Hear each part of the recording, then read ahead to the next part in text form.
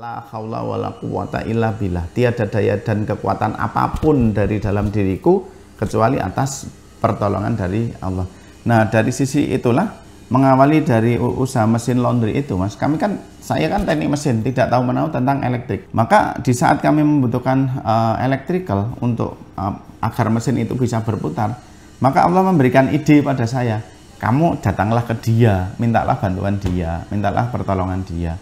Walaupun toh kalau hubungan bisnis tetap ada nilai yang harus dikeluarkan kan. Terus ini programmu agak lebih gede, maka Allah kok ya mengenal ke itu loh, dia itu punya kemampuan ini sehingga sepertinya saya dituntun untuk mengarah ke sana. Dan pada kenyataannya sekarang kami sudah ada tim yang bekerja sama di sini dari berbagai disiplin ilmu. Bahkan di Hari Mukti Teknik sekarang sudah ada beberapa yang S2 juga, terus ada yang memang programmer juga. Nah, sesungguhnya saya itu hanya kalaupun sapu lidi, saya hanya sebagai pengikat aja, Mas. Saya tidak punya kemampuan lebih kecuali itu, dan kemampuan itu pun juga bukan saya miliki sendiri, kecuali memang benar-benar itu petunjuk dari Allah itu. Ya, kalau saya mengatakan seperti itu, banyak orang yang tidak percaya, iya wajar, karena itu berupa sebuah keyakinan kan itu. Gini contohnya, kenapa kok itu karunia Allah? Kalau memang adanya perusahaan ini karena saya, kenapa kok saya hanya bikin satu? Kenapa tidak bikin 2, 3, 4, atau 10? Kalau perusahaan ini hadir karena kemampuan saya, kenapa kok sekarang karyawannya cuma 60? Ada pandemi aja kok terpengaruh. Kenapa kok saya tidak bisa mengatasi? Nah, inilah bukti bahwa yang namanya bisnis itu bukan karena kemampuan kita semata, tapi benar-benar campur tangan yang di atas.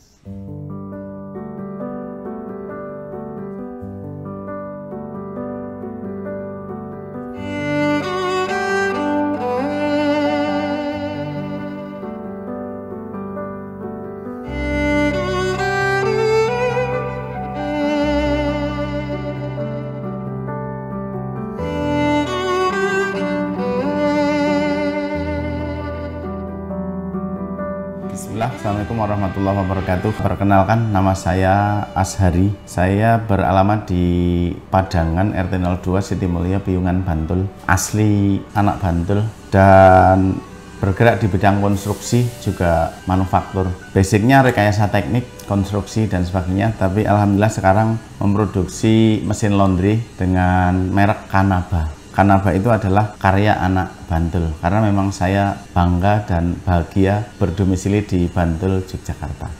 Saya alumni STM Negeri 2 Yogyakarta. Dalam mengawali usaha ini karena memang sudah punya keinginan sejak sebelum lulus sekolah. Di saat kami dulu belum menerima ijazah, itu duduk-duduk di bawah pohon akasia di BLPT Yogyakarta, bahwa teman-teman saya itu ada yang berkeinginan kerja di Trakindo, di Kubota, di Caterpillar, dan masih banyak lagi. Tapi saya yang notabene anak bawah Pegunungan Seribu, cuman punya keinginan sederhana. Saya ingin tetap kerja di Jogja, di bengkel yang kecil, sehingga suatu saat nanti saya bisa tahu di mana beli alat-alat itu dan berapa harganya, karena saya pengen suatu saat, walau hanya untuk diri saya sendiri, saya punya usaha, saya bisa mandiri. Itulah yang mengawali mengapa di tahun 2008 berdirilah sebuah bengkel kecil yang namanya Hari Mukti Teknik, dan sekarang di tahun 2022 sudah namanya agak diperpanjang, PT Hari Mukti Teknik. Mengawali usaha mandiri ini karena memang saya 2 tahun dibina oleh Pak Hans Purwanto yang sekarang sudah meninggal. Saya benar-benar dibina tentang kegigihan, ketangguhan, dan bagaimana tidak mudah menyerah. Lantas 17 tahun saya dibina juga oleh Pak Zen Hutama. Beliau punya toko alat teknik, dan disitulah saya diperkenalkan dengan berbagai macam alat teknik. Sehingga pada tahun 2008 kami mengawali mendirikan usaha namanya Hari Mukti Teknik di bulan Februari, hanya bersama 2 orang adik ipar saya. Jadi mengawalinya dengan 2 adik dari istri saya. Jadi pertama memang basicnya adalah konstruksi. Kami mengerjakan pagar, tralis, kanopi, yang sejenisnya, kuda-kuda baja gitu. Tapi di suatu saat kami itu pulang dari pasang kuda-kuda di area Pakem, Yogyakarta. Kok saat itu 1 pekan, 1 minggu itu cepat banget tumbuh laundry. Nah, saya dulunya tidak tahu menahu tentang laundry. Akhirnya terbersit pengen tahu apa sih laundry. Laundry itu ternyata mencucikan baju yang membayar di situ. Nah, di situ mengawali produksinya di mesin laundry. Kenapa mengawali? Karena saya tanya pada si ibu, Bu, kalau ngelondri seperti ini bisa diambil lagi berapa lama? Ya kadang 4 hari, 5 hari, Pak. Waduh, lenek ono seragame gimana, Bu? Ya gimana lagi yang belum punya pengering, kata si ibu itu kan. Akhirnya, kenapa nggak punya pengering, Bu?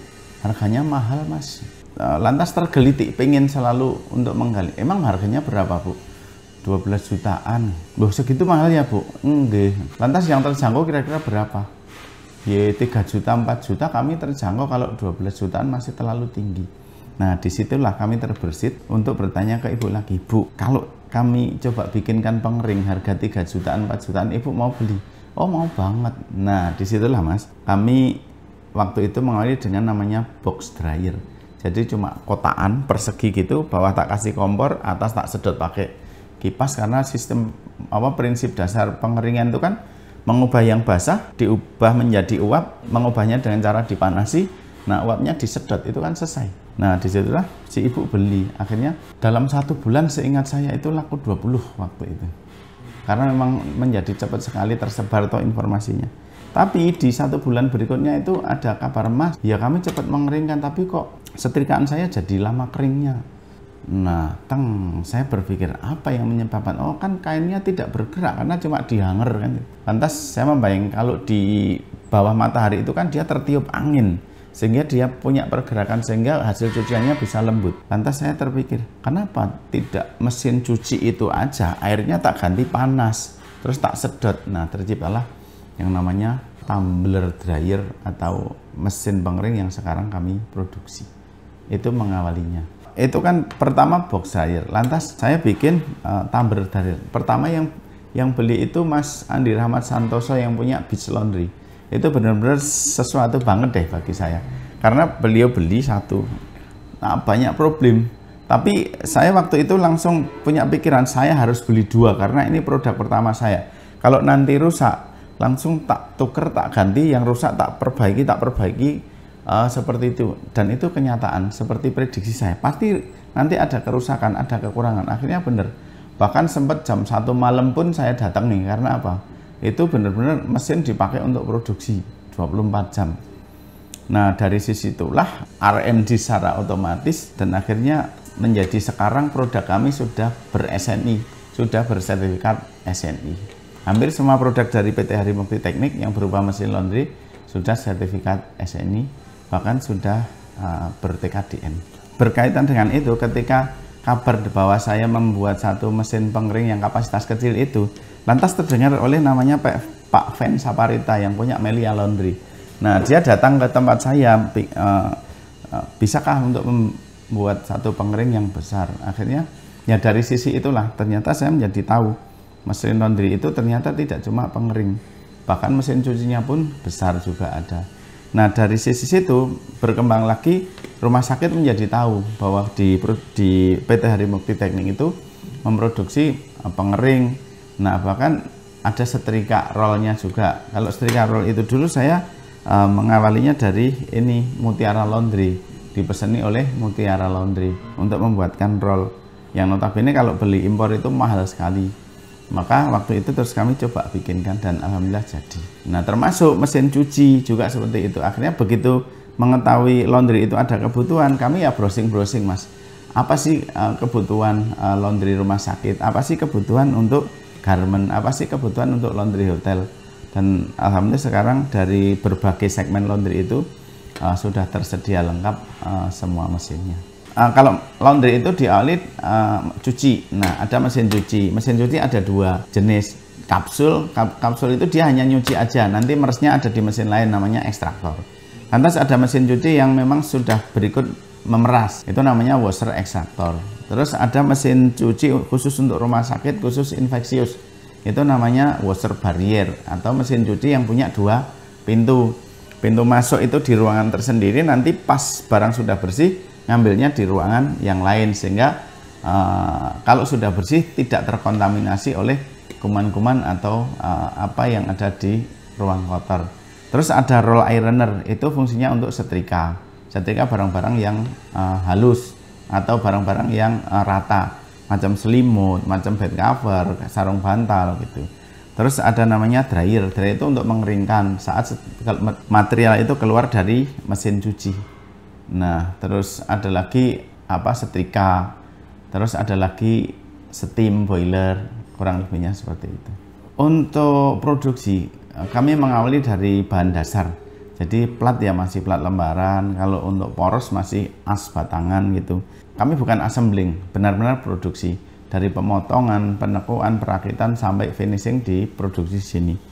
Bahwa tentang material-material itu ada sebagian yang memang produksi dalam negeri, ada yang sebagian itu masih impor. Makanya TKDN yang kami miliki sekarang masih di posisi 42,5% untuk mesin cuci barrier, karena memang sebagian persentase besarnya masih impor, termasuk stainless steel, electrical, elektromotor itu masih impor. Jadi seperti yang tadi saya sampaikan, di 2 tahun awal saya lulus sekolah, fresh graduate seperti itu, saya ditempa oleh Pak Hans Purwanto. Di situ benar-benar walaupun anak lulusan STM, tapi benar-benar diserai tugas untuk menyelesaikan pekerjaan-pekerjaan yang notabene butuh pemikiran kuat seperti itu. Nah, di sana saya yang notabene masih usia 18-an tahun itu begitu enjoy ketika diserai untuk menyelesaikan pekerjaan-pekerjaan yang notabene harus berpikir keras gitu. Nah, di 2 tahun itu. Lantas di tempat yang kedua, benar-benar kami diberikan keleluasaan tentang alat-alat. Nah, penggabungan dari semangat dan pola pikir yang kuat terus ditunjang dengan pengetahuan tentang alat-alat, itulah yang menjadikan kami bersama tim, karena memang kami tidak bisa sendiri. Kami bersama tim itu optimis dan semangat bahwa kalau orang lain bisa melakukan selama peralatan kami mampu, ya insya Allah kami akan bisa seperti mereka. Karena sesungguhnya orang teknik itu tidak cuman sekedar mampu berpikir, tapi harus didukung dengan alat yang memadai. Disitulah confidence atau kepercayaan diri dalam diri kami menjadi tumbuh. Alhamdulillah perkembangannya itu cukup langsam gitu ya Mas. Dari 2 menjadi 5, menjadi 7, terus jadi 17, 35. Dan pada saat sekarang itu ada 60 anak-anak muda yang berkarya bersama di PT Hari Mukti Teknik. Bahwa di akhir tahun 2019 sesungguhnya kami mencanangkan di tahun 2020 nanti itu ada 500 anak-anak muda yang bergabung di Hari Mukti Teknik, yang bisa belajar banyak di Hari Mukti Teknik, yang bisa menempa diri di Hari Mukti Teknik kan gitu. Sehingga harapannya ketika mereka sudah punya kepercayaan diri, mereka punya kemampuan diri, maka next mereka juga bisa menumbuhkan usaha-usaha untuk mereka dan orang-orang di sekitarnya. Tapi apa boleh dikata, awal 2020 itu pandemi, sehingga planning untuk bisa mewujudkan 500 anak-anak muda berkarya bersama itu tetap masih kami jaga walaupun saat ini belum terwujud. Mudah-mudahan ketika kondisi membaik akan segera terwujud. Karena sesungguhnya saya itu berpikir gini, tegaknya sebuah bangsa itu manakala di dalam negerinya itu banyak tumbuh perusahaan-perusahaan produksi. Produksi dalam hal apa? Ya semua, baik pertanian, perkebunan, perikanan, manufaktur, busana dan sebagainya. Akan tetapi eksistensi sebuah bangsa akan runtuh manakala semua cuma barang import. Nah, dari sisi itulah saya ingin, karena kemampuan saya itu hanya di bidang teknik, saya ingin mengajak anak-anak muda itu punya semangat di bidang yang saya geluti itu. Itu yang mendasari kenapa Hari Mukti Teknik terbuka untuk anak-anak muda yang ingin maju. Tidak dipungkiri Mas, ketika ini produk lokal itu rata-rata konsumen itu malah bertanya gini, karena Kanaba itu produk yang memang berkualitas, sehingga harganya pun kadang-kadang justru malah bisa di atas produk impor. Konsumen seringnya bertanya, ngapain ini produk lokal kok harganya di atas produk impor? Giliran saya tanya, rata-rata mereka nggak tahu persis apa sih perbedaan antara produk lokal dan produk impor gitu. Hampir rata-rata nggak bisa menjawab. Kualitasnya, loh kalau kualitas saya bisa di atas produk impor, bahannya, loh kalau bahan saya lebih baik dari produk impor. Lantas ada yang mengatakan harganya, loh kalau harga saya di atas produk impor, berarti apa yang membedakan? Ternyata Produk lokal sama produk impor itu bedanya, kalau produk lokal, penjual dan pembeli itu satu negara. Tapi kalau produk impor antara penjual dan pembeli itu beda negara. Cuma itu, Mas. Nah, saya cuma berpikir, kalau mereka bisa membuat barang berkualitas, kenapa saya harus dinomor duakan? Saya juga harus bisa membuat barang yang berkualitas. Kenapa? Wah, mereka bisa kok, kan itu. Maka dari itu kami sertifikasi produk-produk di Hari Multiteknik, utamanya adalah Kanava Mesin Laundry itu sertifikasi SNI. Dan sertifikasi SNI benar-benar kami tempuh secara real, bukan kaleng-kaleng, kan gitu. Seperti itu. Itulah yang mendasari kenapa Kanava Mesin Laundry itu bisa dikatakan iya nomor 1 di Indonesia gitu. Saya sebelum usaha ini kan pernah ikut beberapa multi level. Multi level itu tidak pernah mengajarkan kita berpikir negatif. Jadi sejak tahun 2002 saya hampir menghilangkan yang namanya pikiran-pikiran negatif, tapi justru selalu berpikir positif. Nah, di saat saya selalu berpikir positif, maka tidak pernah merasakan bahwa saya jatuh bangun gitu. Ya kalau ada kendala ya dicari solusi, ada kendala dicari solusi. Kalau butuh peningkatan pengetahuan ya harus belajar. Nah, belajar saya itu entah dari buku, entah dari teman, entah apa. Karena sesungguhnya memang saya tidak bisa sendiri. Nah, pernah saya kalau orang mengatakan mungkin itu termasuk bagian dari jatuh bangun. Pas saya hanya punya modal itu, dipinjam teman, saya itu memulai usaha Februari, uang saya satu-satunya dipinjam teman di bulan Mei. Akhirnya apa? Benar-benar saya tidak pegang modal. Tapi ternyata ketika orang itu menganggap itu adalah satu hambatan, justru Allah memberikan cara kepada saya agar saya lebih pintar. Oh, kalau yang kemarin-kemarin saya itu ada orderan tidak pakai DP karena saya tidak punya modal, maka otak saya menjadi gimana caranya saya bisa menyelesaikan ini kan itu. Akhirnya saya bilang pada konsumen, ini harus pakai DP 50%. Nanti ketika barang ini sudah saya kerjakan, termin 25% lagi kan itu. Nah, dari sisi itulah maka ya saya tidak pernah merasa jatuh. Dan akhirnya kenyataannya selalu meningkat. Karena sesungguhnya jatuh itu hanya dari perspektif mana kita melihat. Itu. Saya tidak punya target yang sifatnya berupa fisik, tapi saya punya target ada 500 anak-anak muda yang berkarya bersama Hari Multiteknik di tahun ini, seperti itu. Nah, dengan kita punya niatan membantu anak-anak untuk punya eksistensi diri, terus punya jiwa yang tough, jiwa yang kuat, itu harapannya negeri ini berkembang dengan lebih cepat. Nah, dengan adanya anak-anak muda yang berkarya bersama Hari Multiteknik, dengan sendirinya itu nanti ada peningkatan yang memang kita tidak duga sebelumnya. Karena sesungguhnya ketika kita memikirkan orang lain, biarlah Allah yang memikirkan diri saya. Itu yang menjadi pedoman di Hari Mukti, Mas. Ya, alhamdulillah saya sejak kecil itu sudah belajar agama. Jadi la haula wala quwata illa billah. Tiada daya dan kekuatan apapun dari dalam diriku kecuali atas pertolongan dari Allah. Nah, dari sisi itulah mengawali dari usaha mesin laundry itu, Mas. Saya kan teknik mesin, tidak tahu menahu tentang elektrik. Maka di saat kami membutuhkan electrical untuk agar mesin itu bisa berputar, maka Allah memberikan ide pada saya. Kamu datanglah ke dia, mintalah bantuan dia, mintalah pertolongan dia. Walaupun toh kalau hubungan bisnis tetap ada nilai yang harus dikeluarkan kan. Terus ini programmu agak lebih gede, maka Allah kok ya mengenal ke itu loh, dia itu punya kemampuan ini sehingga sepertinya saya dituntun untuk mengarah ke sana. Dan pada kenyataannya sekarang kami sudah ada tim yang bekerja sama di sini dari berbagai disiplin ilmu. Bahkan di Hari Multiteknik sekarang sudah ada beberapa yang S2 juga, terus ada yang memang programmer juga. Nah, sesungguhnya saya itu hanya kalaupun sapu lidi, saya hanya sebagai pengikat aja, Mas. Saya tidak punya kemampuan lebih kecuali itu, dan kemampuan itu pun juga bukan saya miliki sendiri, kecuali memang benar-benar itu petunjuk dari Allah itu. Ya, kalau saya mengatakan seperti itu, banyak orang yang tidak percaya, iya wajar, karena itu berupa sebuah keyakinan kan itu. Gini contohnya, kenapa kok itu karunia Allah? Kalau memang adanya perusahaan ini karena saya, kenapa kok saya hanya bikin 1? Kenapa tidak bikin 2, 3, 4 atau 10? Kalau perusahaan ini hadir karena kemampuan saya, kenapa kok sekarang karyawannya cuma 60? Ada pandemi aja kok terpengaruh. Kenapa kok saya tidak bisa mengatasi? Nah, inilah bukti bahwa yang namanya bisnis itu bukan karena kemampuan kita semata, tapi benar-benar campur tangan yang di atas.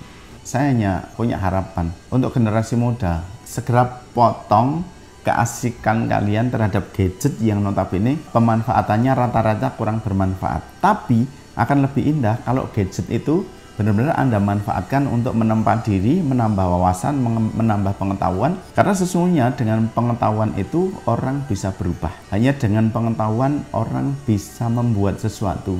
Hanya dengan pengetahuan yang cukup maka orang itu bisa punya kepribadian yang tough, yang kuat, yang tidak mudah menyerah, tidak mudah mengeluh. Kalau generasinya sudah tough, tidak ada yang bisa menghalangi kemajuan negeri kita tercinta. Itu saja, ada salahnya mohon maaf. Assalamualaikum warahmatullahi wabarakatuh.